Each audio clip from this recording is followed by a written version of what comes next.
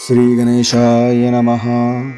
नंदिकेश्वर सनत कुमारांना म्हणाले, महात्मन, ब्राह्मणांनी खोटेपणा केला म्हणून भगवान शंकर अतिशय संतप्त झाले होते. त्यांनी आपल्या तृतीय नेत्रातून भैरवाला म्हणजेच काळ भैरवाला प्रकट केले. त्याला ब्रह्मदेवांना शिक्षा करण्यास सांगितले. त्याने त्यांचे पाचवे मस्तक तलवारीने धडा वेगळे केले. ब्रह्माजी प्राणभयाने व्याकुळ होऊन थरथर कापू लागले. भैरवाचे पाय धरून क्षमा याचना करू लागले. त्यांची अवस्था पाहून श्री विष्णू कळवळले. ते शंकरांना म्हणाले, हे महाप्रभू, तुमच्या कृपेनेच ब्रह्मदेवाला हे पाचवे मस्तक प्राप्त झाले होते. तुम्ही खूप उदार आहात. विधात्याचा अपराध पोटात घालून त्याला क्षमा करावी अशी माझी विनम्र प्रार्थना आहे. शंकरांनी श्रीहरींची विनंती मान्य केली. त्यांच्या आज्ञेने भैरवाने ब्रह्माजींना सोडले.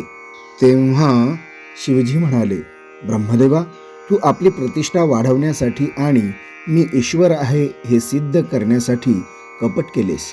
म्हणून विश्वामध्ये कोणीही तुझी पूजा करणार नाही, तुझे मंदिर बांधणार नाही, कोणी तुझ्या प्रित्यर्थ उत्सव करणार नाही. तू सत्कार, स्थान आणि उत्सव यांना कायमचा वंचित झाला आहेस. ती शापवाणी ऐकून ब्रह्मदेवांना आपल्या कृत्याचा पश्चाताप वाटू लागला. त्यांनी भगवान शंकरांची क्षमा मागितली आणि आपले पाचवे मस्तक पुन्हा प्रदान करावे म्हणून विनंती केली. तेव्हा महादेव म्हणाले, विधात्या, दुर्जनांच्या विरोधी वर्तनामुळे सृष्टिकार्यात मोठा अडथळा निर्माण होतो. जगाची व्यवस्था विस्कळीत होते. अशावेळी पापी जनांना दंड करावाच लागतो. त्यामुळे लोक मर्यादेत वागतात.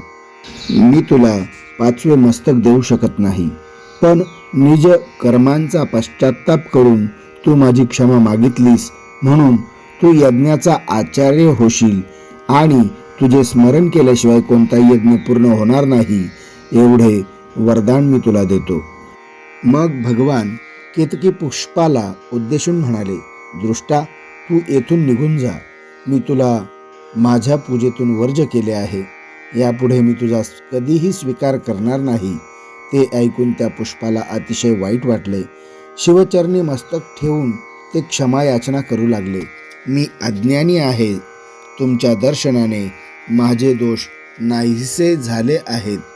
माझ्यावर काहीतरी कृपा करा अशी विनवणी करू लागले. तेव्हा शिवजी म्हणाले, हे केतकी, मी तुला कधीही धारण करणार नाही हे अगदी सत्य आहे, पण विष्णू आदिदेव माझे भक्त आहेत.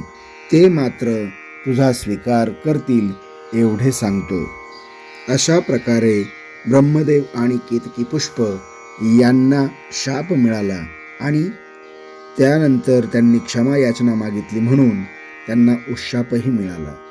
मित्रांनो, आपण या कथेतून काय शिकलो तर कुठल्याही प्रकारे खोटे बोलू नये आणि खोटं बोलण्याचा परिणाम हा काय होत असतो हे आपल्याला या कथेतून शिकायला मिळते. कधीही खोटे बोलू नये, आपला मार्ग सोडू नये, सत्याचा मार्ग सोडू नये. सत्याचा मार्ग हा कधीही आपल्याला आपल्या ध्येयापर्यंत घेऊन जाणारा असतो. म्हणून आपण पुराणांमधून चांगल्या गोष्टी शोधायच्या असतात आणि त्या आपल्या जीवनामध्ये आचरणामध्ये आणायच्या असतात, जेणेकरून आपले जीवन चांगल्या गुणांनी भरून निघतं आणि त्याचा सुगंध सर्वदूर पसरतो. मित्रांनो, या प्रकारे आपण या ठिकाणी हा 8वा अध्याय बघितला आहे.